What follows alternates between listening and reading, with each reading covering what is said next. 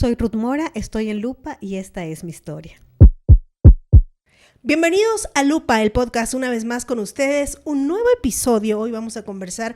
Tengo aquí en estudios a una persona que conozco hace muchísimos años, poco menos de 20 años diría yo, con quien pude compartir las aulas universitarias. Después hemos compartido también la vida profesional y hoy quiero descubrir una parte de su historia que muy pocos conocen, incluso yo que la conozco tantos años, no la conozco a cabalidad. Voy a presentarles a Ruth Mora. Ella es periodista, también es colega. Ruth, bienvenida. Muchísimas gracias, Carolina. Un gusto estar aquí contigo en Lupa Podcast. Un gusto. Amigas desde hace casi 20 años, como decía, poco menos de 20 años diría yo. Nos conocimos en la Facultad de Comunicación de la Universidad Técnica de Ambato. Así es. A ver, nos conocimos exactamente en marzo del 2005. O sea, ya van a ser... Más que novia tóxica. Más que novia tóxica, sí. Ajá. Y éramos de las niñas que no hablábamos, ¿no? En la facultad. De las chicas serias del grupo. Sí, nos conocimos en eso, por el año, ¿qué será? 2005. Sí, 2005. Marzo del 2005, porque yo me casé en noviembre del 2004 y ahí es cuando vine a vivir a Ambato. Entré al siguiente semestre. Estamos en un mes de aniversario, entonces. Claro, ya casi aniversario. Bueno, sí. Entonces cabe hacer esta entrevista porque...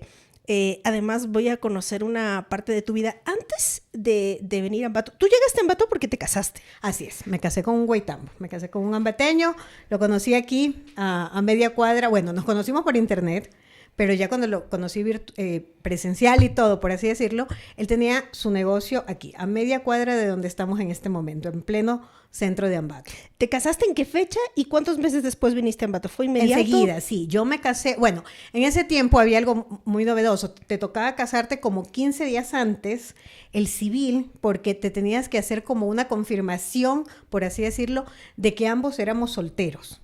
Entonces a él le tocaba viajar a Guayaquil y llevar testigos, toda una cosa, eso te lo exigía la iglesia. Yo me caso el 22 de octubre del 2004 el civil y aquí en Ambato. Y el 6 de noviembre del 2004, o sea, 3 semanas después, me caso el eclesiástico en Guayaquil. Y vengo a vivir, me casé el 6, vine a vivir acá un 15 de noviembre, fecha súper importante para mí porque es el día de las cruces sobre el agua. Entonces, vengo para acá, después de Independencia de Ambato. Lo tengo todo, recuerdo todas esas fechas. 15 de noviembre del 2004. 2004, o sea, fue inmediato. Inmediato. Me casé, tuve mi luna de miel y vine para acá. Te viniste acá y ¿qué dijiste? Quiero estudiar porque... Claro, esa era una de las consignas. A ver, de hecho mi mamá, yo me casé de 27 años, o sea, no era ninguna niñita ya. Pero mi mamá no quería que me case porque decía que iba a dejar de estudiar. Para mí fue muy difícil concretar mis estudios, pues por temas que si alcanzamos vamos a conversar, porque como tú dices, toda una vida que tú desconoces. Entonces, mi mamá decía, no, porque ya te vas a casar y no vas a poder estudiar y todo. Entonces le decía, no, yo me caso y tengo que estudiar. Yo estudiaba en la Faxo, en Guayaquil, estudiaba en URDES, en la Facultad de Comunicación Social de la Universidad Estatal. Entonces dije, pues no, voy a Ambato y voy a estudiar. Entonces es por eso que me caso en noviembre y entro al siguiente semestre, que se abre en marzo.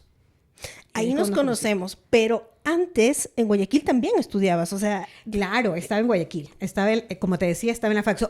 Yo pensaba que mi vida aquí iba a ser igual, porque yo allá trabajaba en el día... Y a las 7 de la noche yo estaba ya sentadita escuchando clases, casi hasta las 10:30 de la noche, llegaba como 11 y pico de la noche a mi casa a comer y a dormir. Eso es pésimo, pero acá era todo diferente. Acá era distinto, pues íbamos como en la escuela íbamos tocaba madrugar. De 7 de la mañana a 11:30 del día, cuando yo estudiaba ya en la noche. Todo ese recorrido de marzo del 2005 para acá... puedo decir que lo conozco, ¿no? Ya nos hicimos amigas, nos hicimos de un grupo de amigos, de hecho, que conservamos hasta hoy, nos graduamos, hemos tenido nuestras vidas, pero de ahí para atrás conversemos un poco, por ejemplo, cómo, más allá de tu vida universitaria, cómo era la vida familiar, cómo vivías en Guayaquil, qué hacías allá, porque eras joven, ¿no? Y cuando era joven y bella, joven, bella y delgada. Bueno, sí. Bueno, a ver, por eso te decía, luego te iba a contar por qué fue tan difícil. Bueno, yo era una niña medio bastante rebelde como hasta ahora. Resulta que yo me gradué del colegio, tuve un enamorado de varios años, este enamorado lo tenía a escondidas, porque él era 10 años, porque yo sepa no se ha muerto, 10 años mayor a mí. Tú tenías 16. Yo tenía 16 años, el hombre tenía 26. Obviamente mis papás pues no se podían enterar porque me iban a colgar, ¿no? Entonces, ¿por qué empiezo tan atrás? Es porque de ahí es de donde vienen muchas cuestiones y para que entiendas el por qué yo había dejado de estudiar. Entonces, pues bueno, estaba con este enamorado y todo, y en un momento determinado, a ver, antes había el preuniversitario. Te estoy hablando de hace más de 30 años, claro, ¿no? A ver, cuando yo entré a la universidad también existía el preuniversitario. Exacto, pero acá, bueno, yo no sé. A ver, ¿no? para que ubiquemos un poco a la gente. ¿Cuántos años tienes tú ahorita? A ver, yo tengo 47 y medio. En julio, si Dios lo permite, cumplo 48. Ya, bueno, yo en agosto voy a cumplir 40. O sea, tenemos una diferencia de entre 7 y 8 años. Exactamente. Entonces. Y acuérdate que era una de las cosas, porque hasta ahora me molestan, porque yo era como la vieja del curso. Claro, yo era mucho mayor a ustedes, ¿no? Claro, pero es que cuando tú viniste... estaban recién graduados, ustedes de colegio. Unos 27, 28 años, nosotros teníamos unos 20, 21, entonces... Pero los chicos teníamos, acuérdate que tenemos a Diana, que tenía 17 años. Claro, entonces también había una diferencia que, bueno, generacional. Hoy quizá es menos notoria, pero en ese entonces era súper notoria. Y bueno, nosotras desordenadas siempre para conversar. Entramos en esto porque estábamos en el preuniversitario que te decía que todavía existía en mi tiempo. Exacto. Entonces yo hago el preuniversitario, o sea, imagínate, ¿no? Yo toda disparatada, ¿no? Para luego convertirme en periodista, en comunicadora social, hago el preuniversitario en química y farmacia. Ya. Es lo último que me hubiera imaginado de ti. Hago el preuniversitario. Yo amaba química. Ahora no lo puedo ayudar a mi hijo a hacer los deberes, pero yo amaba química. Pero si nunca has sido buena para las matemáticas. No, para las matemáticas no, pero era muy buena para química. Irónicamente me gustaba química y en quinto curso de colegio casi me quedo de año. Ya, pero amaba química. Entonces dije, no, yo quiero seguir química y farmacia. Entonces me voy a química y farmacia, pero en efecto lo que acabas de decir. En el pre te daban las materias básicas, que era obviamente química, matemáticas y física. Y la fregué, casi digo otra palabra, en física. O sea, y me quedé en física. Aparte, bueno, a mí no me cogió mucho el boom cuando sales de un colegio de mujeres o de un colegio de monjas. Yo estudié en un colegio femenino, no de monjas. Entonces, pero yo sí tenía amigos y todo, pero tenía compañeras que salían de colegios de monjas y era el boom, como al fin me abrieron la puerta de un corralito, ¿no? Entonces sí me estaba muy distraída. Tenía a mi novio, ya tenía mi enamorado, tenía chance de salir, de verme con él, ya no tenía tanto esa rigidez del colegio, pues amigos nuevos, y perdí el pre. Entonces pierdo el preuniversitario y mi papi me dice, ¿quieres seguir estudiando? Yo, sí, papi, quiero intentarlo otra vez. ¿Quieres hacer otro pre? Yo, sí. Perfecto, te lo pagas tú. ¿Pero en qué? Te lo pagas tú, me dijo mi papá. Ah, bueno, entonces ya era una invitación a trabajar. Exactamente, o sea, mi papá, y por eso, no sé si ustedes se acuerdan que yo les decía, ustedes la tienen fácil aquí en Ambato. ¿Quieres estudiar? Mi papi, mi mami me da plata. No, mijita, allá en Guayaquil, ¿usted quiere estudiar? Perfecto, vaya a trabajar. Entonces, claro, empiezo a trabajar y todo, tenía mucha más libertad que el noviecito, que por aquí, que por allá, boom, embarazada. Yo ya había cumplido 18, pero a ver, espérate, es que, insisto, nosotras siempre desordenadas para conversar. Resulta que en este tramo de que yo pierdo el preuniversitario empiezo a trabajar como cajera en mi comisariato, que no era nada del otro mundo. Se enferma mi abuela en Cuenca, la mamá de mi papá. Se enferma mi abuelita y nos dicen, tiene cáncer terminal, pues ya tienen que cuidarla porque le quedan meses de vida. Entonces, ¿quién era la desocupada? Yo. Vaya a cuidar a su abuelita. Yo, primera nieta del lado paterno, el amor de mi vida, mi abuela. Entonces dije, no, pues yo dejo el trabajo botado y me voy. O sea, renuncié y me fui a cuidar a mi abuelita. Allá estaba mi tía, estaba mi prima, mi abuelito también, pues viejito también, había que verlo porque nosotros somos como de ¿Esto una era hora. dónde? Esto era en Cuenca. Mi papi era cuencano. Entonces yo tenía que irme, yo tenía que ir a cuidar prácticamente de mi abuelito, que estaba en el campo, y mi tía estaba con mi abuelita en Cuenca City.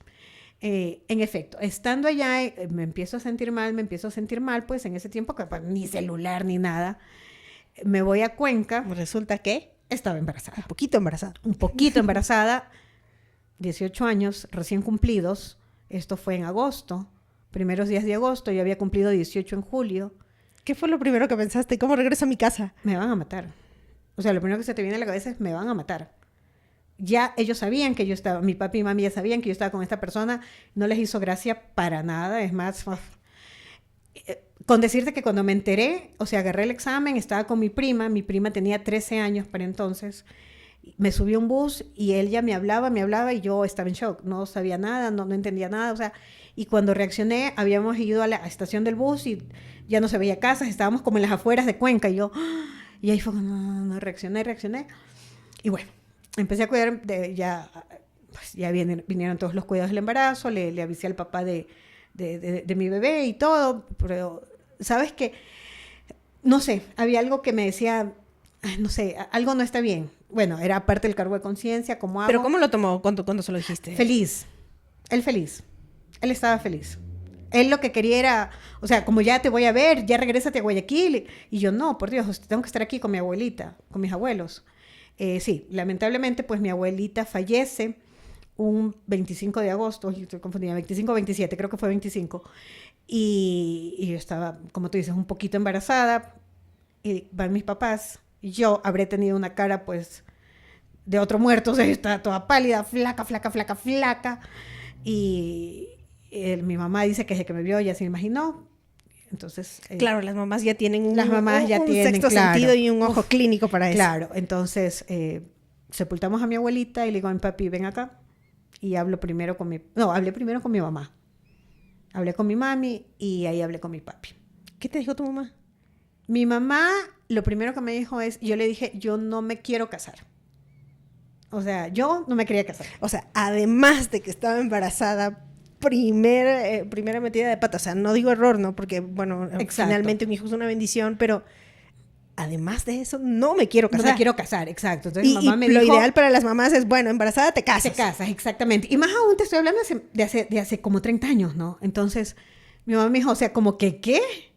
Y él no se quiere casar. No, mami, él sí se quiere casar. O sea, él estaba feliz. Él ya era un hombre de 28 años. Obviamente que ya quería un hijo y todo.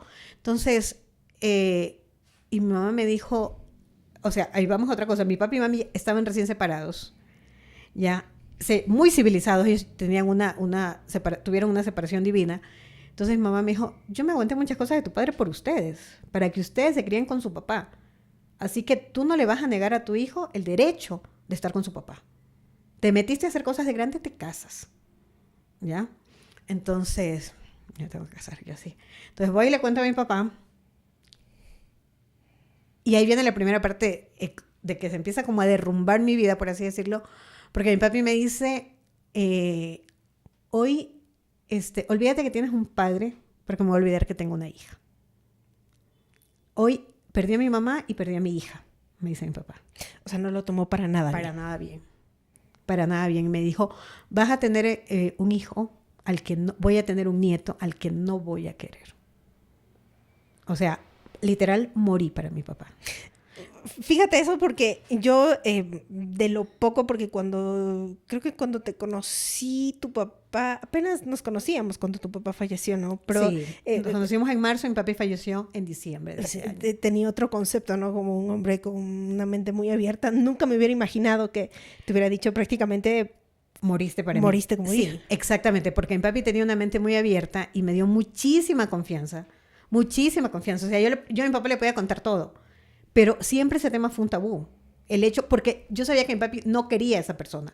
O sea, no era que yo tuviera un enamorado, es que a esa persona no la quería. O sea, bueno, entonces no lo quiero a lo mejor no fue el embarazo, tampoco sino fue la situación, sino de la persona. ¿Con quién?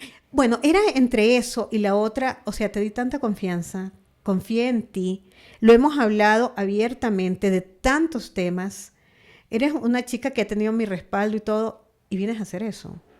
¿No? O sea, ¿qué se te pasa por la cabeza? O sea, para mi papi fue una decepción. Fue una decepción, pero terrible. Y luego, quizás en ese momento como que no lo asimilas y todo, o sea, estás como muy pelada y todo, pero fueron 2 momentos después donde yo dije, wow, en verdad morí para mi papi. Uno, bueno, mi papi era pintor, era fotógrafo, era artista. Entonces, le hacen una entrevista, no sé si puedo nombrar el medio, sale en El Universo, y mi papi, nosotros somos 3, 2 varones y yo, aparte de la niña, ¿no? Entonces, mi papi dice, tiene 2 hijos. No te puedo creer, Sí, ¿en serio? Tiene 2 hijos, o sea, él ya no me nombró. A la siguiente, yo ya tenía mi barriguita, una barriguita, porque yo parecía soga con nudo, pues, ¿no? Entonces parecía lombriz con indigestión, o sea, era una flaquitititita y con una pancita chiquitita. Y ya fui con mi pancita y mi papá me ponía a su casa, porque ya vivía aparte, me miró así todo, me dijo, ¿ya te vas? Y me abrió la puerta. O sea, dije, en verdad, morí para mi papá. ¿Cómo te sentiste en ese momento? Porque por el un lado te estaban obligando a casarte, cosa que no querías hacer. Primero que todo tenías un embarazo que no habías planificado para nada. Y por el otro lado, tu papá, que era tu persona de confianza, prácticamente te estaba eliminando de tu vida, de su vida. Estaba anímicamente en la porra. O sea, estaba súper en la porra. Todo eso lindo que debes es unirse con la persona que quieres y todo. A ver, ¿por qué te dije unirte? Por eso digo, son un montón de aristas. Entonces, bueno, vienen eso, entonces yo me tengo que casar, ¿no? Entonces tenía que llevar testigos y toda esa vaina. No me acuerdo, o sea, tienes que llevar la cédula. Parece que antes tenías que llevar algún otro documento. Yo no me acuerdo bien. Y la mamá de él le esconde los documentos. O sea, tampoco quería que se case. No, porque, a ver, aparte, imagínate, para que veas la cuestión generacional, o sea, y tanto machismo que tenemos. Cuando él me conoció a mí, cuando empezamos y cuando se enteraron de nuestra relación, yo tenía 17 años aún, pero yo era la mala del asunto. Yo era la niña mala, la brinquilla, como decimos en la costa, que andaba sonsacando al pobre hombre 10 años mayor a mí. Entonces, él era el acosado por mí, según la familia de él, ¿no? Los quiero muchísimo ahora, cosa irónica, valga recalcar que los quiero y yo sé que me aprecian también, pero para entonces yo era la mala de la película, pues, ¿no? Entonces no querían que se case conmigo, porque era una pelada de colegio que recién se había graduado, que no le ofrecía nada, entonces ¿cómo se va a casar con ella? Y él ya prácticamente era profesional. Entonces le esconden los documentos y no nos casamos. Entonces ellos pensaron que con eso iban a detener el asunto. Un día apareció el hombre, como el chavo, con una funda de basura en mi casa, con 2 fundas de basura y dijo, me vengo a vivir contigo.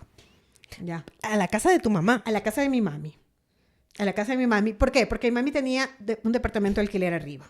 Claro, pero más bien mi sorpresa es ¿cómo lo tomó tu mamá? Porque... No, mi mami lo tomó, ¿sabes qué? Para entonces mi mami ya lo había tomado bien. O sea, mi mami, a ver, mi mami no es que, ay, no, es que lo adoro, mi yernito del alma. No, pero ya lo tomó bien y era como que prefiero tener a mi hija cerca a que de pronto pues esté embarazada y todo y cómo le vaya a pasar en otro sitio. Claro, además que estás formando la familia que ya empezaste y que tenías que confirmar. Exactamente, sí, ¿no? Entonces, pues para mí sí fue como un alivio. Y aparte yo decía, pues bueno, ya si me caso, prefiero casarme después, ¿no? Ya con el bebé y toda la cosa y ya relajado y poder... Bueno, no tenía ánimos ni para caminar, o sea, peor ánimos para planear una boda, ¿no?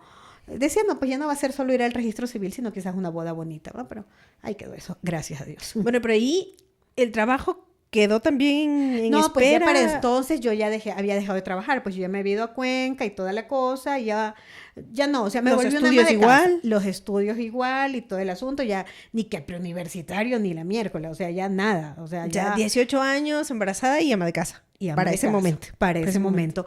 Y empiezo a tener un embarazo complicado. Uno tiene un instinto, tú dices, algo viene mal.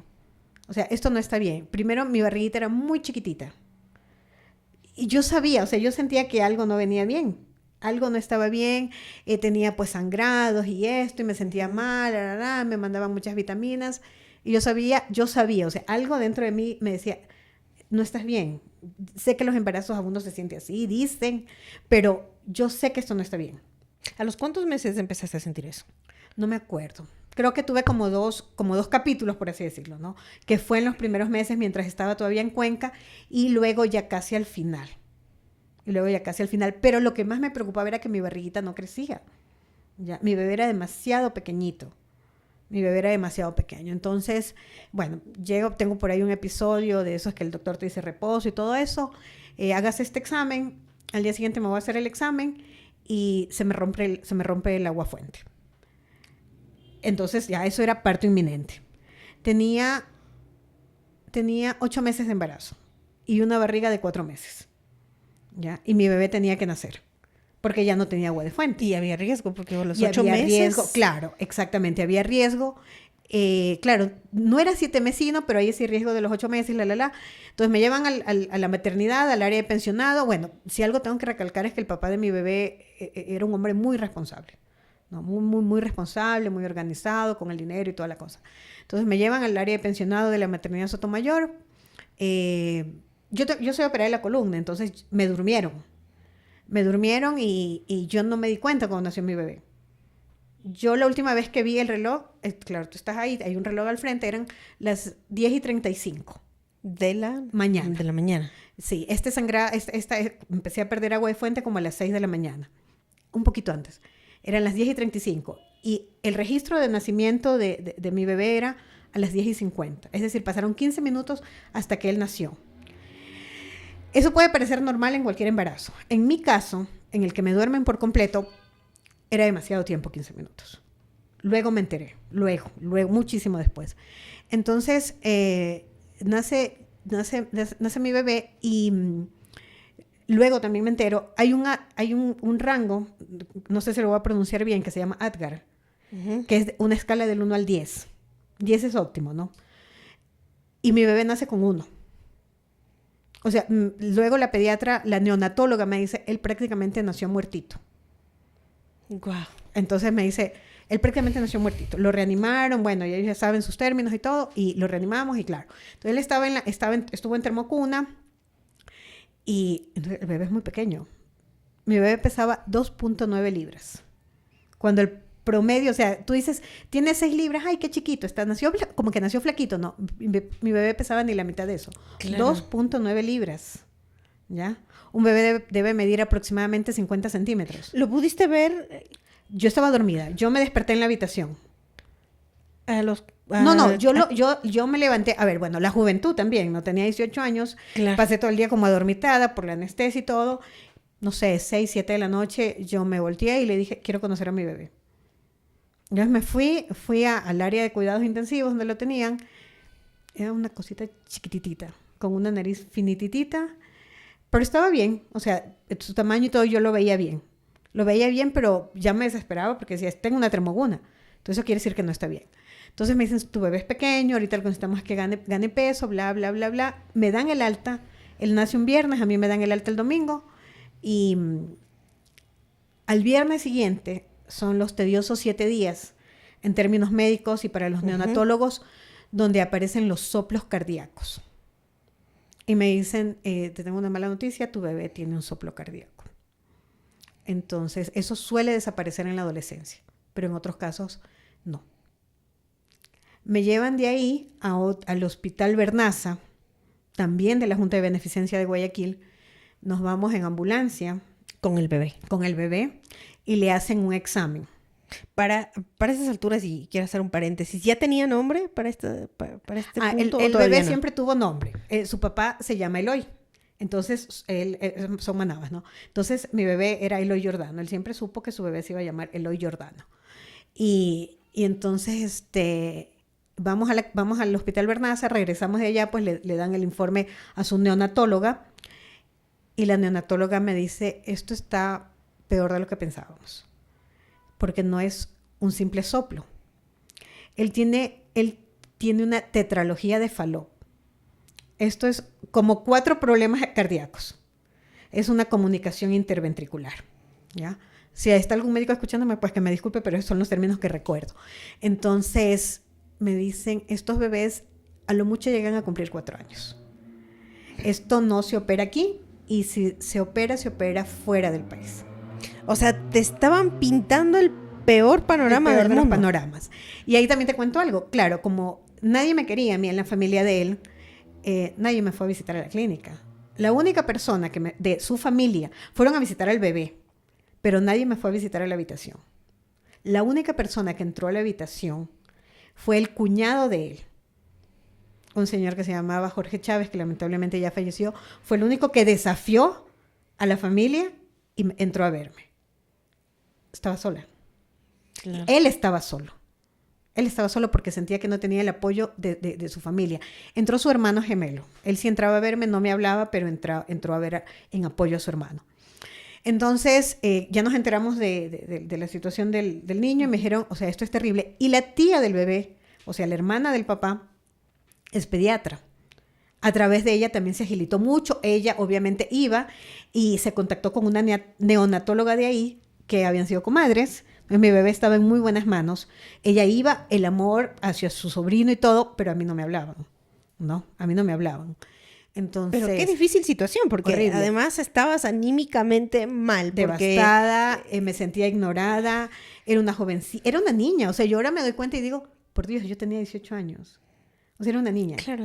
Era una niña. Entonces, el mismo susto, yo no sé qué, ni siquiera me salía mucha leche, o sea, todo era, todo, mi papá no me hablaba. Ah, tampoco Mi te papá hablaba. todavía me hablaba para ¿Pero entonces. te visitó? No, mi papi nunca me O visitó. sea, tu mami me Mi imagino que mami sí fue. mi mami estuvo todo el tiempo, todo el tiempo mi mamita estuvo conmigo ahí. Bueno, entonces me sentía sola, o sea, luego empiezas a darte cuenta de todo lo que viviste y hasta dices, wow, o sea, yo viví todo eso. Entonces, bueno, pasó, ya nos comunican esto y el día que ya nos informan eso, la hermana de él, médico, pediatra, sabía lo que se venía. Entonces le dijo, para ustedes dos, ahorita el centro de su vida, o sea, pueden dejar lo que sea, es el niño. Es el niño, o sea, para ustedes no hay nada más en la vida, porque no lo van a tener siempre. O sea, desde el principio tú sabías que el periodo de tiempo que ibas a pasar con tu bebé iba a ser muy corto. Muy corto, muy corto. Desde que hubo ese diagnóstico de tetralogía de Fallot, yo sabía, claro, ya nos dijeron.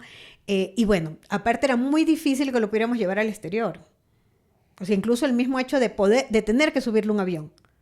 Claro. Ginjo nunca, bueno, a ver, Ginjo, pues se llama Belo Giordano, porque tenía yo un primito que no podía hablar bien, entonces le decía que era lindo. Decía, es lindo, es lindo, es lindo, pero como no hablaba bien, le decía que era Ginjo. Y todos nos quedamos con eso de Ginjo, y todo el mundo le dice Ginjo, todo el mundo le decía Ginjo. Entonces, bueno, Ginjo alguna vez lo llevamos hasta donde sales ya de la costa y ves las montañas. Porque sabíamos que nunca iba a venir a la sierra. Entonces... Claro, no podía. No podía. Entonces, ¿cómo lo ibas a subir un avión? Entonces, era ver un avión ambulancia y todo. O sea, era complicadísimo. No teníamos los recursos. Te estoy hablando, insisto, hace más de 30 años y todo. Entonces, era una cosa, hace como 30 años, súper complicada. No imposible. Nos contactamos con un par de fundaciones, nos iban a empezar a ayudar y todo. Pero imagínate cuántos niños en esa situación. Aparte, estas personas, con justa razón, ayudan a las personas de muy, muy bajos recursos. Yo no tenía la posibilidad de llevármelo al exterior, pero tampoco es que nos estábamos cayendo de pobres. Entonces, le daban prioridad a estas personas. Estábamos en una lista de espera. Bueno, entonces... ¿Pero qué era lo que necesitaba? O sea, una operación que no le hacían aquí en Ecuador. ¿En el corazón? En el corazón. Sí, era cerrar lo que había que cerrar y abrir lo que había que abrir, pero era un tema cardíaco complicado. Entonces, bueno, ¿qué sucede cuando ya nos dicen esto, que nos tenemos que voltear por completo hacia el niño? Pues se viera la historia para todo el mundo. Y Ginjo vino a tocar corazones porque ahí sí la familia de él cambia conmigo, y entonces dice, pues Ginjo necesita un espacio. Era como el niño de la burbuja. Así como vivimos en el COVID, pues yo ya lo viví con él. Límpiate las manos, lávate las manos, que no le den que nadie venga de la calle, tienes que bañarte primero para tocarlo, porque él no le puede caer nada. O sea, necesitaba una asepsia total. Asepsia total, entonces nos adecúan la habitación del papá de mi hijo, la adecúan, la cierran y toda la cuestión para que yo me instale en esa habitación con el bebé. Entonces salgo de estar en la casa de mi mami y me toca irme a ver donde mi suegra. Suegra con la que no tenías buena relación previamente. No tenía buena relación con ella, con las cuñadas y todo. Por eso digo, pero en el momento en que se enteran del diagnóstico y su hija, su hermana, o sea, hija del... Si me cachas lo que quise decir. Entonces les dice, a ver, el bebé no va a vivir siempre. O sea, o los apoyamos o los apoyamos. Y no es por ella, no es por él, es por el bebé. Entonces me recibe la señora ya. Me enseñan a ponerle un pañal. Tú eras una niña cuidando un bebé. Exacto, no sabía nada. Y un bebé con tantos cuidados, que me lo dieron ya a la semana. Él pasó una semana en termocuna y yo me convierto en mamá canguro. Lo cargaba como si fuera un gatito aquí, ¿no? Lo cargaba en el pecho, te enseñan cómo ponerte un tipo de una tela de pañal. En ese tiempo todavía el pañal de tela, una tela larga, y yo lo cargaba en el pecho, ¿no? Yo operaba de la columna, yo me había operado a los 16. Bueno, era tan chiquitito que no me pesaba. Y en las noches, para que el papá y yo pudiéramos dormir, el tío lo hacía canguro hasta las 11:30 de la noche. Y eran las horas en que yo podía dormir, más o menos desde las 8 hasta las 11:30 en que podía dormir. así suelta, ¿no? Claro. Entonces, y de ahí era mamá canguro todo el día. Era mamá O sea, canguro todo el día. dedicaste a partir de ese momento tus días Todo por completo. totalmente a cuidar a... Y mis bebé. días con muchísimo miedo. Con muchísimo miedo porque, claro, la doctora, la hermana de él, la doctora Elsie Villasís, me dice, Mercedes, va a pasar esto. Bueno, mi otro nombre es Mercedes, ellos me dicen Mercedes. Entonces, esto, va a pasar aquello, no sé qué, no sé cuánto. Y tenía muchos temores. O sea, las personas cardíacas no pueden ingerir muchos líquidos. Y mi bebé lloraba de hambre. O sea, imagínate que a mí me tocaba, y él tomaba gotitas. Imagínate que para llenarlo un poco más, yo le daba el gotero en las noches. O sea, la medicina, el goterito de las medicinas, yo se lo daba en la noche para que él se sienta lleno, para que él sienta un poquito más. O sea, imagínate eso. No le podía dar, como dicen, el seno a libre demanda, no podía. Tenía que sacarme y darle porque tomaba media oncita. Tenía una dosis. Tenía una dosis muy, muy, muy ligera. Hasta que llegó una noche y el papá y yo, claro, el papá el otro día tenía que ir a trabajar y todo, entonces le dije, no más. O sea, si mi hijo igual se va a ir y no le voy a dejar que se vaya con hambre. Yo no voy a dejar a mi hijo morirse de hambre. Y enmendándome en Dios y en todos los santos le empecé a dar el seno. Poquito, poquito, poquito, pero y empecé también a subirle el vive. Porque él hacía más esfuerzo cuando se le daba el seno y estos niños sudan. Ya, o sea, era todo súper complicado. Hasta que un día lo estaba bañando con mi suegra, estaba mi mami, había ido ese día a visitarme, lo estábamos bañando todo y mi bebé hace una crisis y se pone morado. Entonces esa fue la primera de las crisis que le empezaban a dar. ¿Tenía cuántos días de nacido? Todavía no tenía un mes. Entonces la doctora nos dijo, ya tuvo su primera crisis. Y esas crisis van a seguir. Es como la alferecía, similar a la alferecía que yo cuando vine aquí descubrí ese término, pero muchísimo peor, porque se ponen total y completamente morados y se quedan como con un espasmo, una cosa que te desesperas y no sabes qué hacer, ¿no? ¿Cuánto tiempo pasó así, con ese ritmo de vida, teniendo que... Casi siempre. Bueno, después vino una situación en la que tuvimos que salir de la casa de mi suegra. Bueno, él ya estaba, como dicen los viejitos, un poquito más durito y me regreso a la casa de mi mami. ¿Sola con el No, bebé? con él, los tres. Los tres. Nos cambiamos otra vez a la casa de mi mami, igual ya nos adecuaron la que era mi habitación, que es la que tú conoces, la de ahí al fondo, ahí por eso tú ves que eso tiene un mesón, porque ahí era como una cocinita donde yo tenía mis cosas y todo el asunto. Claro. Entonces, ya se adecuó ese espacio de la casa y ya me voy. Pues bueno, ya estaba con mi mami, yo ya era como más confianza y todo el asunto. Claro, te sentías más protegida Me también. sentía más protegida también. Había sus cosas buenas y sus cosas malas. Yo en la casa de mi mamá no tenía teléfono fijo. En la casa de la abuelita paterna se había teléfono fijo. Una cosa tan sencilla que era tan necesaria. Y que ahora ya... Y que ahora pues ya ni siquiera existe, al contrario. Casi ni existe. Exacto. Entonces, bueno, de esas crisis hubieron muchas. Esas crisis eran semanales. Y una iba peor que la otra. Pero como que el papá de Ginjo y yo sí cumplimos con eso. O sea, el papá de Ginjo incluso era un niño que demandaba muchos gastos. Y eso que nos ahorrábamos la pediatra. Tomaba una leche especial. Claro, era la tía. Era la tía, la pediatra, porque ya hasta el mes la neonatóloga y luego ya con la tía. Entonces, cuando él se ponía mal o algo, yo me internaba en la casa de la tía. Ya. Que también estuvo embarazada y luego tuvo a su bebé, entonces ella estuvo pasando en casa. Entonces, literal, como que me internaba. Era una ventaja. Era una ventaja, ella lo nebulizaba, ese día ella lo estaba monitoreando, todo. O sea, él tenía pediatra en casa. Yo llegué a querer mucho a él, sí la quiero muchísimo hasta ahora y yo sé que también me quiere mucho. Y ella oraba, ella oraba mucho por él. También para mí se afianzó muchísimo la parte religiosa. Ella me enseñó a confiar en ella como médico, pero a creer mucho más en Dios. Entonces le tengo muchísimo, muchísimo cariño a Elsie hasta ahora. Y bueno, y siempre me decía eso, la ropa puede esperar, la casa puede esperar. Ginjo no, o sea, Ruth, usted tiene que estar todo el tiempo para él. Entonces, como te decía, el papá, y eso era uno de sus lamentos, yo me perdí mucho de la vida de Ginjo, de la corta vida de Ginjo, porque él tenía que trabajar. El papá de Ginjo trabajaba de 8:30 hasta las 5:30, 6 en un trabajo. Salía, se iba al otro trabajo, que incluso era mucho más lejos de la casa, y regresaba a la casa a 11, 12 de la noche. Bueno, pero es que también es comprensible porque el bebé no solamente necesitaba de la Cuidados. totalidad del tiempo de la mamá, sino que también necesitaba económicamente. Exacto, por sus medicamentos y todo. Claro. Y ese fue un compromiso. Ese fue un compromiso. Un día, ya te digo, cuando nos dijeron lo que él tenía, los dos llorando y todo, y él me dijo, vamos a hacer un compromiso, Ruth. Tú te vas a dedicar por completo al bebé como mamá y yo como papá, yo como proveedor. ¿Ya? Yo como proveedor. Y fue así. O sea, y lo cumplimos hasta el último día de vida de Ginjo. ¿Cuánto tiempo vivió Ginjo? Ginjo vivió 1 año, 7 meses y 10 días. De ese tiempo, ¿en algún momento tú pensaste se puede recuperar, se va a recuperar, lo veo mejor?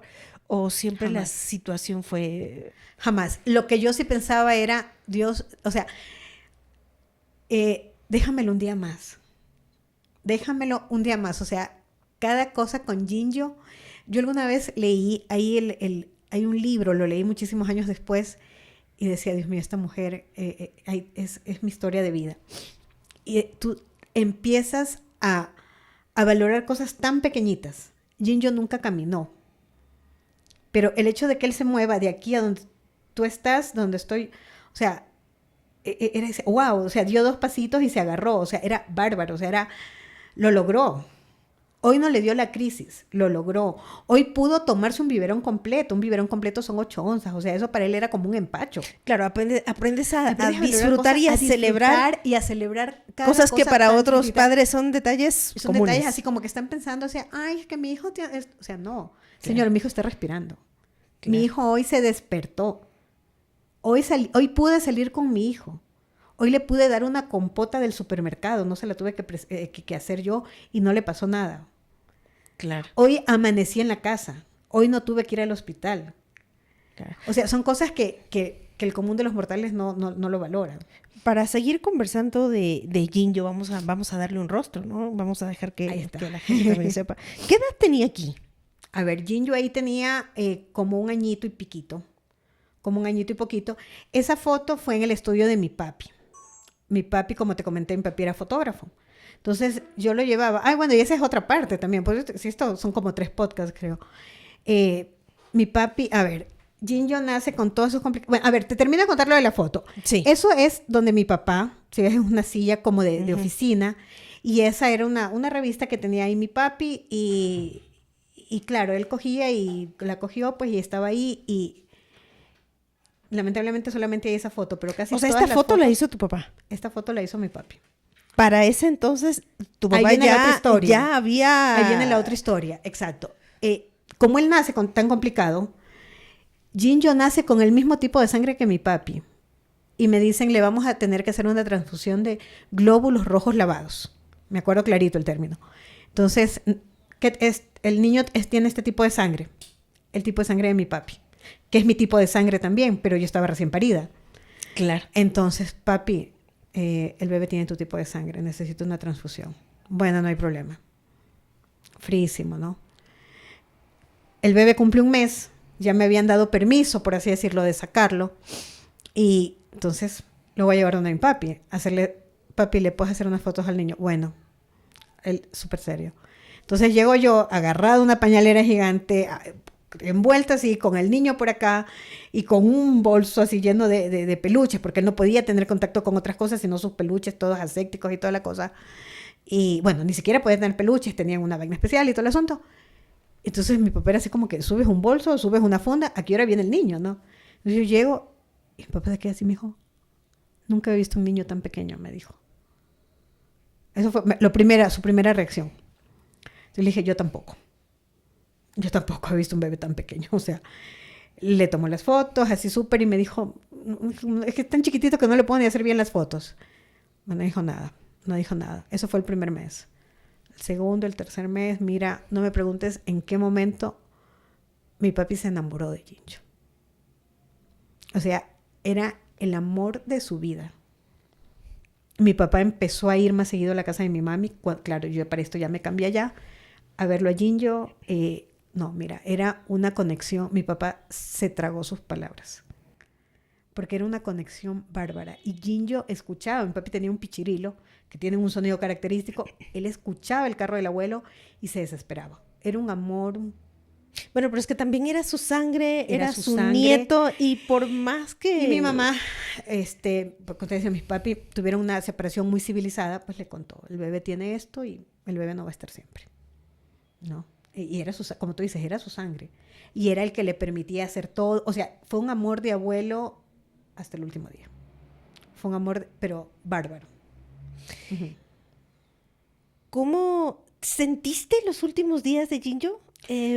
¿Lo percibiste de alguna manera o te sorprendieron esos últimos días? A ver, Ginjo tenía que hacerse un examen que se llama cateterismo, ¿ya? Que era uno de los pasos previos para la operación. Todavía faltaba muchísimo y, como te digo, estábamos en lista de espera, pero había que hacer ese cateterismo y se lo hacía en el Hospital Vernaza. Era muy complicado hacerlo. Conseguir un cupo para poder hacerlo. Entonces, a través de alguien, el papá tuvo un contacto y no sé qué, y hablan directamente con uno de los directivos de la Junta de Beneficencia de Guayaquil. Uh-huh. Y lo que hubiese tardado meses, me dicen, se lo hacemos, le dicen al papá, ven la próxima semana. El papá va y le dicen, mañana lo ingresas. Hoy lo ingresas. Entonces él va a la casa y me dice, ya, hay que ingresarlo hoy día. O sea, fue así, más rápido que inmediato. Entonces yo agarré, armé una pañalera y me fui. Lo ingresaron a él un día miércoles. Sí, lo ingresamos un miércoles como al mediodía. Fuimos, almorzamos, lo llevamos, lo ingresaron. Él era paciente del Hospital del Niño, Francisco de Casa Bustamante. Pero esto era del ministerio, entonces esto acá era de la Junta de Beneficencia. Entonces yo no conocía la modalidad de este hospital. Claro. Y se caracterizaba porque tú no puedes quedarte con los niños ahí. Pero en mi área, como era el área cardíaca, sí me permitieron estar con el bebé. Claro, la situación era delicada. Era delicada. Entonces, claro, yo lo llevo a Ginjo así, guapo de la vida, o sea, todo bien. Él, dentro de lo que hacía, jugando y toda la cosa, yo lo llevo bien. Y pasa él bien. Y Ginjo tenía una característica, que él no se dormía en los brazos. Era un bebé que se dormía solito. Él necesitaba que tú lo sueltes, uh-huh, y él se daba vueltas en la cama y se dormía. Entonces, esa noche, Ginjo se duerme en mis brazos. Cuando Ginjo se duerme en mis brazos, ya no me sonó bien. Porque dije, qué raro. O sea, tiene 1 año, 7 meses y nunca se duerme en mis brazos. No. Ay, no, fue una sensación horrible porque dije, no, fue terrible. Me levantan a la madrugada, ya lo tenemos que canalizar, no le encontraban las venas. Lloraba y llegó un momento en que dije, no más, o sea, te dan ganas de salir corriendo, hasta que viene otra licenciada y le alcanzó a coger las venas. Ya había amanecido y me dice, y él me decía, Tete, no podía comer. Me decía, Tete. Él no me decía mamá, él me decía Meche. Hablaba ya. Balbuceaba ciertas palabras, uh-huh, papá, Tete, cosas así. Y me decía Meche. Entonces me decía Meche, Tete. Yo no le podía dar Tete. No le podía dar Tete.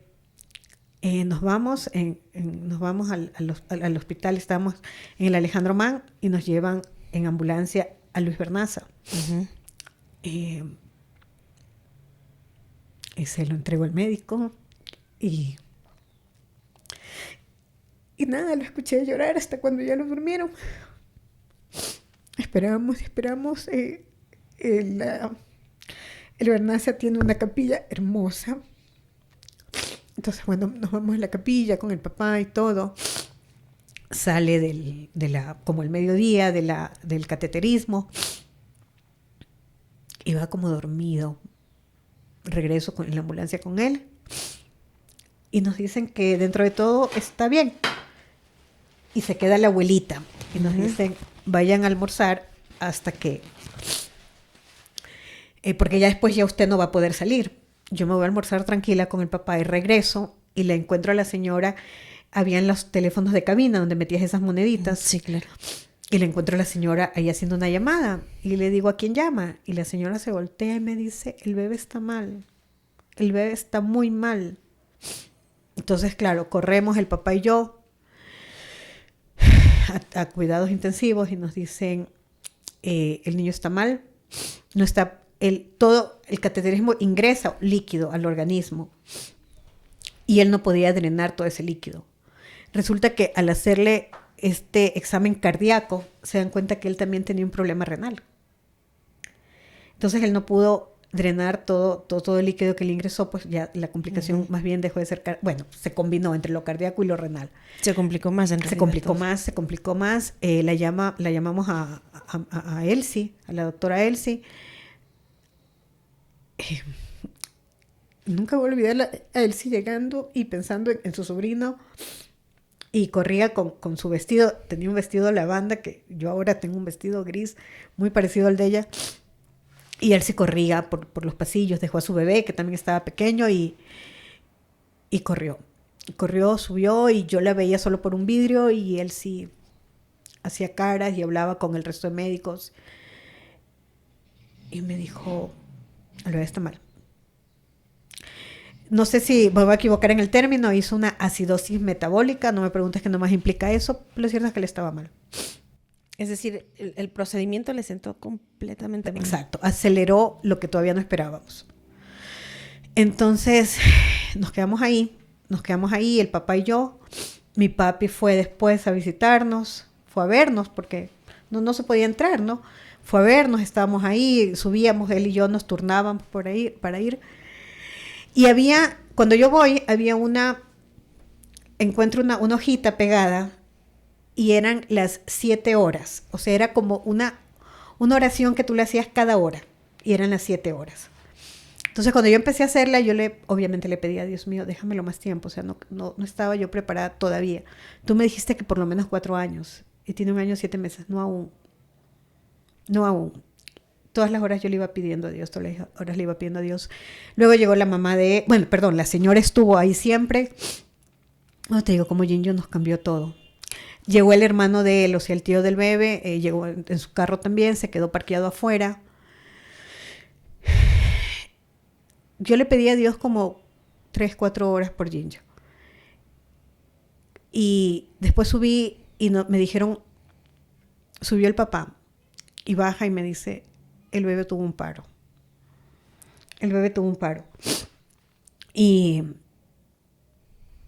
Pero bueno, yo lo veía todavía. Después yo subí, hablé con él y estaba acostadito, le habían puesto ya, él sí también ya, pues fue que lo tengan calientito, que lo tengan cómodo. Le habían puesto una frazadita rosada, me acuerdo, una colcha térmica y una cosa así. Y yo le dejé una imagen del divino niño al lado. Pasó y a las 3 últimas horas que yo estaba haciendo esta oración le dije, Señor, que sea lo que tú quieras. O sea, tú tenías una misión con Jinjo, yo creo que Jinjo ya la cumplió. La familia del papá no me podía ver y está aquí conmigo apoyándome. Me hiciste una mujer más humilde. Y ya, o sea, si te lo tienes que llevar, ya. O sea, yo creo que ya no más. Y me acosté a dormir en el carro, estábamos el papá y yo en el carro de nosotros, la señora con el otro hijo en el otro carro, y cuando en eso yo soñé con Jinjo, él tenía una camiseta celeste con un Donald o un Mickey, y me desperté, y yo lo soñaba a Jinjo que se sentó y me estiró los brazos. Cuando yo lo estaba soñando así tan bonito, nos llaman y nos dicen familiar del paciente Villasís. Entonces se levantó el papá, yo está así, se levanta el papá y sale del carro, se va. Yo me pego como si fuera una presidiaria, me pego a los fierros del carro, perdón, de la puerta del hospital, y lo veo venir al papá luego. Y le digo, ¿qué pasó? Me dice, el bebé se murió. Y le digo, ¿qué? Y Me dice, el bebé se murió, pero él estaba como enojado. Creo que no lo asimilaba. Entonces salimos, obviamente me puse a llorar, me tiré al piso, es lo que medio recuerdo. Dije, no. Entré y no, ya no me dejaron entrar a mí. Entramos con la mamá. No recuerdo bien qué pasó después. El papá sí entró. Y me dijo, yo ya estaba dormidito, sin todo el cablerío que había tenido antes. Y él me dijo, Ruth, tengo paz. Porque Ginjo está dormido y está descansando ya. Ginjo vino, cumplió y se fue. Ruth, en ti, tú decías hace un momento que Dios te mandó al bebé a cumplir una misión. En ti, como persona, ¿qué misión cumplió Ginjo en su corto periodo de vida? A ver, Ginjo me enseñó primero a ser más madura, porque yo sí era una adolescente, fui una adolescente muy rebelde. Fui una adolescente que le hizo ver bolas a mi mami, más que nada a mi mamá. Era muy rebelde, muy altiva, súper altiva. A mí Ginjo me dio unas lecciones de humildad. Yo lo llevaba al hospital y por mucho que estaba la tía y todo, sí me tocaba pasar momentos no humillantes, no, para nada. Siempre me trataron muy bien en el hospital, pero nunca me hubiese imaginado estar yo tan jovencita con mi bebé ahí. Mi colegio quedaba al frente, entonces decía, ¿en qué momento pasé de ser una estudiante de al frente a estar acá con mi bebé? A ser una mamá tan jovencita. Yo el año pasado venía con uniforme acá y ahora estoy aquí con mi bebé, esperando a que me atiendan. Me enseñó también a ver que yo, a Dios gracias, tuve siempre al papá de mi hijo. De eso no me puedo quejar con él. Él, un papá presente, responsable, amoroso, todo lo bueno como papá. Y hay chicas aquí tan jovencitas. Había gente que iba del campo. Había gente que dejaba a sus bebés, se iba a vender sus animalitos, su gallinita, su chanchito, y cuando regresaban ya ni siquiera los encontraban. Claro. Entonces me enseñó a ser muchísimo más humana, y creo que es ahí donde hay este cambio y decidí estudiar comunicación. Me vino a enseñar ese lado, me enseñó a perdonar, me enseñó a querer, y sobre todo me enseñó algo que hay gente, muchísima gente que no lo entiende. Una vez alguien me dijo, es que tú tienes una vida. ¿Por qué? Porque conocieron a la Ruth que sale, a la Ruth que farrea, a la Ruth que está contenta, a la Ruth que todo está muerta de la risa. Pues no saben todo lo que vivió esta Ruth que tú tampoco conocías y que vivía en Guayaquil. Porque yo no sé, o sea, yo no sé si saliendo de aquí me va a pasar algo.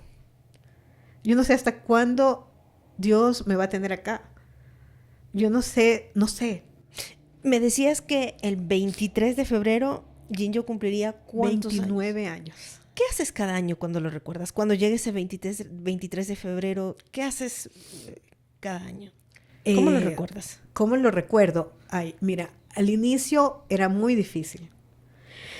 Al inicio era súper difícil, pero yo creo que en realidad el 23 de febrero yo lo he aprendido a tomar con alegría, porque fue el día que Ginjo llegó.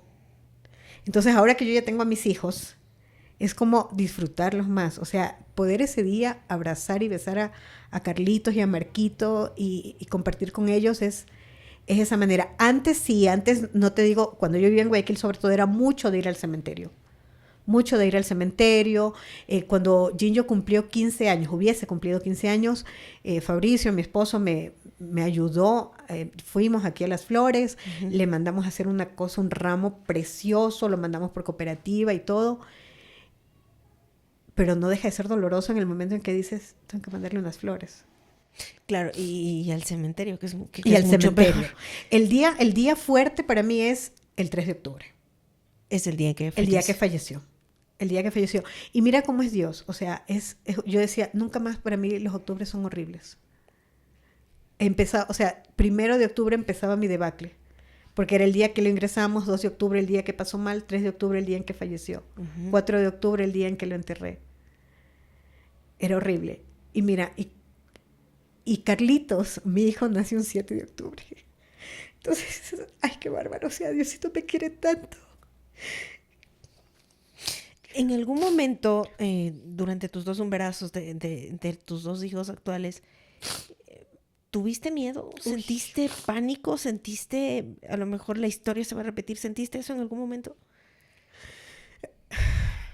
Y mira que te lo pregunto eso cuando prácticamente tuve tus 2 embarazos muy de cerca.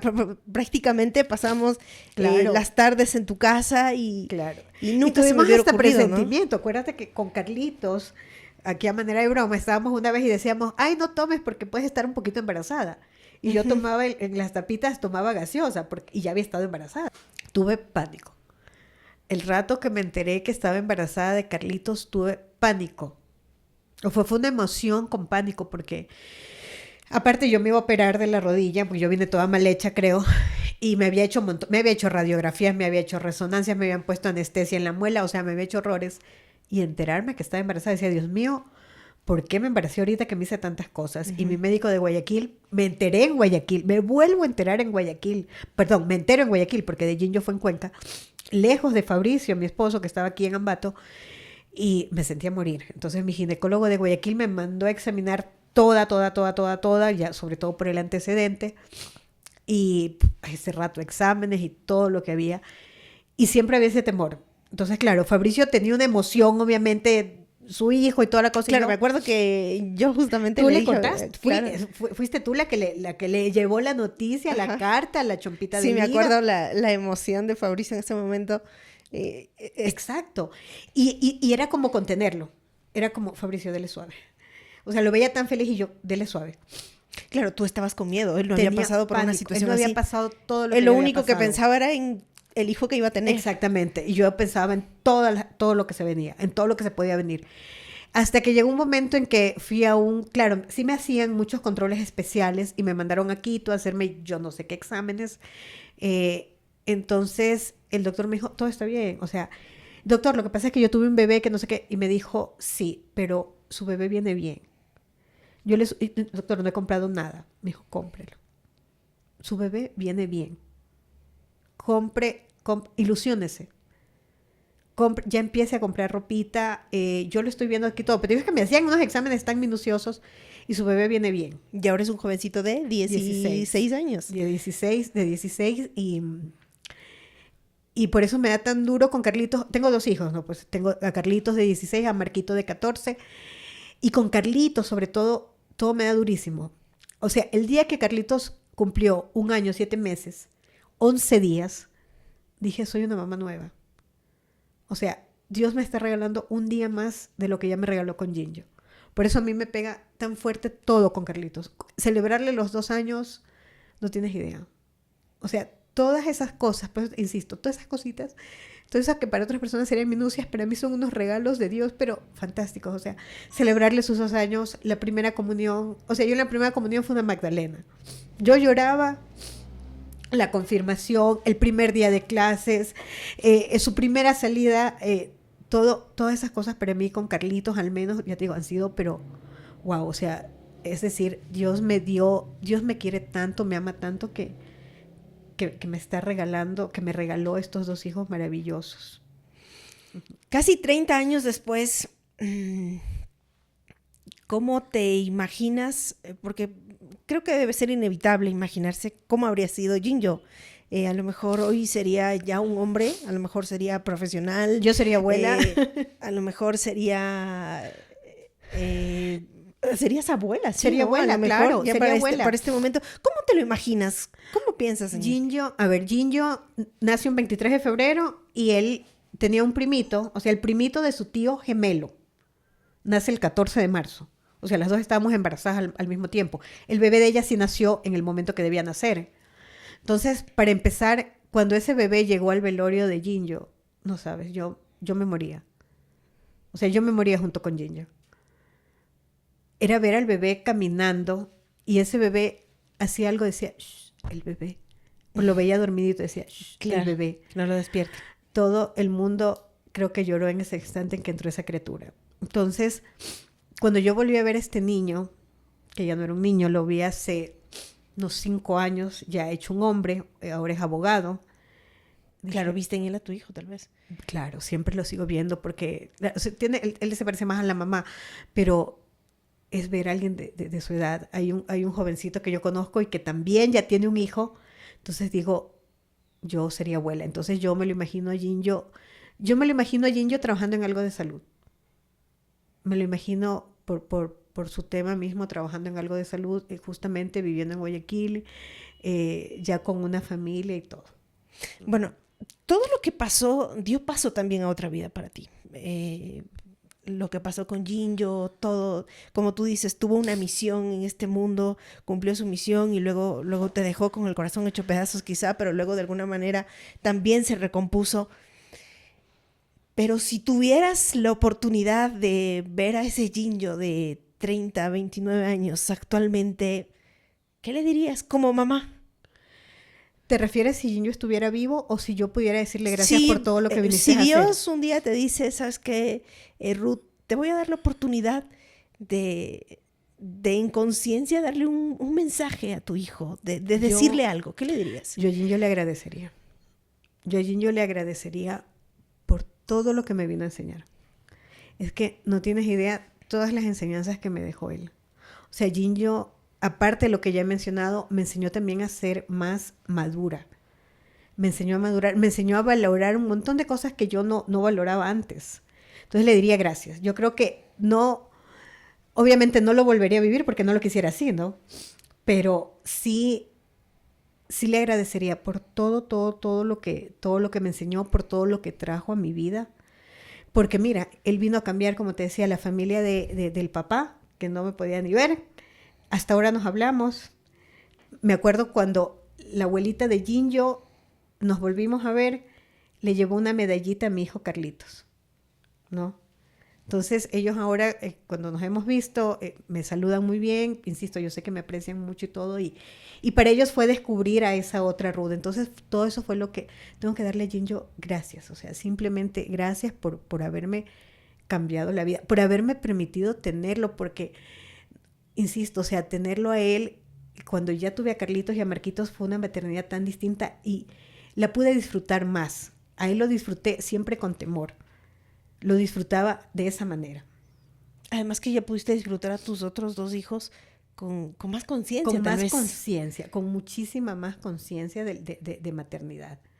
Sabiendo que a veces te dicen, ay, es que mi hijo todavía no camina, no sé qué. Ay, señora, por Dios, o sea, no sea exagerada. O sea, claro, o sea, a veces, por ejemplo, a las madres primerizas les pasa que quizá lo viven todo como muy superficialmente, pero tu experiencia ya te permitió más a cabalidad saber, bueno, soy mamá otra vez, estas cosas de las enfermedades pueden pasar y tengo un bebé sano, que es lo importante. Tengo un bebé sano. A pesar de que Carlitos nació con un problemita de salud estomacal, que no sé si recuerdas, o sea, yo decía, es estomacal, o sea, esto es otra cosa. Claro, no, es totalmente distinto. Sí, estuvo feíto el tiempo que duró, pero seguía, o sea. ¿Les has hablado a tus hijos de Ginjo? ¿Qué les cuentas a ellos? ¿Qué te dicen? Ellos sabían mucho de Ginjo y del abuelo, ¿no? Entonces era como que Ginjo y el abuelito. Ah, pues porque, bueno, luego yo me caso y mi papi fallece en el 2005, ¿no? Uh-huh. Entonces siempre ahí el ñaño, mi esposo también, el ñaño que está en el cielo, los hemos llevado al cementerio. Y todo el asunto. Entonces ellos sabían que había Ginjo, o sea, sabía que había un hermanito que se fue al cielo. Hasta que el año pasado, no sé, como por octubre, en un feriado estábamos en Quito y allá nos toca poner CD porque allá no hay TV cable, no hay televisión por cable.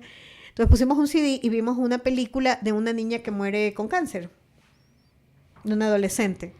Entonces, claro, fue el momento en que el papá dijo, creo que mamá les tiene que contar algo sobre Ginjo. Y les conté prácticamente lo que te he contado a ti hoy día durante el podcast. Entonces terminamos llorando los 4 y todo. Y se dieron cuenta de todo lo que mamá había tenido que pasar con Ginjo, ¿no? Y entonces, y de saber y de entender, yo creo que les ayuda mucho a entender porque a veces mamá les dice, los quiere tanto o los cuida. No soy sobreprotectora, no me considero una mamá sobreprotectora, pero para mí sí es muy satisfactorio que ellos sepan todo lo que mamá vivió y que sepan que eso mamá la hizo también una mujer más fuerte. Claro, que la mamá que tienen ahora es gracias en parte a lo que vivió con Ginjo. Qué bueno, Ruth. Yo, bueno, me alegra conocer esta parte de tu historia que yo no conocía. Bueno, tenía ciertas nociones, pero cuando uno está más en la juventud, como cuando estamos en la universidad, uno se preocupa mucho de otras cosas, ¿no? Sí. Entonces, conversa de otras cosas. Y bueno, se ha dado la oportunidad hoy de poder conocer. Gracias por contar tu historia, porque además nos dejas un mensaje. Hemos conversado también con otras personas sobre esto del embarazo muy joven y todo, y el hecho de tener responsabilidad. Así que en la parte final yo sí quisiera que tú le dejaras un mensaje. Hoy más que nunca la juventud necesita una ruta y no sé, más allá de tal vez cuando ya metes la pata pues la metes, sino quisiera escuchar un mensaje tuyo de cómo enfrentar las cosas cuando ya se dan. A ver, bueno, primero no lo hagan, o sea, tienes que evitar un embarazo. Primero tienes que evitar un embarazo, tenemos que ser conscientes de lo que hacemos, ya sea con nuestra vida sexual, nuestra vida laboral, lo que sea, siempre tenemos que ser conscientes y si hacemos algo, todo va a tener una consecuencia. Y si ya lo hiciste, si ya te quedaste embarazada, disfrútalo y asume tu responsabilidad. Los bebés no son de la abuela, la abuelita no hizo al bebé, no lo hizo el abuelo, no lo hizo la tía, el bebé es tuyo, es tu responsabilidad, tú te vas a quedar con eso de que tú lo cuidaste, ese bebé es tuyo, es tu responsabilidad y dedícate 100% a él. No importa que, o sea, tú vas a decir, pero tu bebé tuvo una enfermedad. No, ese niño te necesita. No queremos que luego ese niño que no tuvo, o que fue sobreprotegido, que también es otro extremo, luego sea un adolescente que esté haciendo malas cosas o que sea malcriado. Tienes que dedicarte tú a tu bebé, pero sobre todo ser responsable, asumir las consecuencias con amor, y no echarle la culpa al resto. O sea, nadie nos dijo, oye, anda a hacer este bebito. No, tenemos que ser nosotros los responsables. Yo lo hice, yo lo cuido, yo lo pago. Nadie más. Esa es mi responsabilidad, yo lo tengo que hacer. No tengo que culpar a mi mamá, no tengo que culpar a mi papá, no tengo que decir es que ellos se separaron, qué sé yo. Esa es mi responsabilidad, yo lo quiero, yo lo amo y el día de mañana voy a ver los frutos de ese amor. Qué bueno, excelente mensaje que nos deja Ruth Mora, una amiga de casi 2 décadas con quien hemos conversado y hemos conocido su historia, nos ha dejado su mensaje. Gracias, Ruth, por haber estado con nosotros. Muchísimas gracias, Carolina, y bueno, debo decir que es la primera vez que hablo públicamente de Ginger, ¿no? Pues es un tema muy, muy especial, pero ya era necesario. Muchas gracias también a ustedes que siguen siempre nuestros episodios. Síganos en redes sociales. Esto es Lupa, el podcast.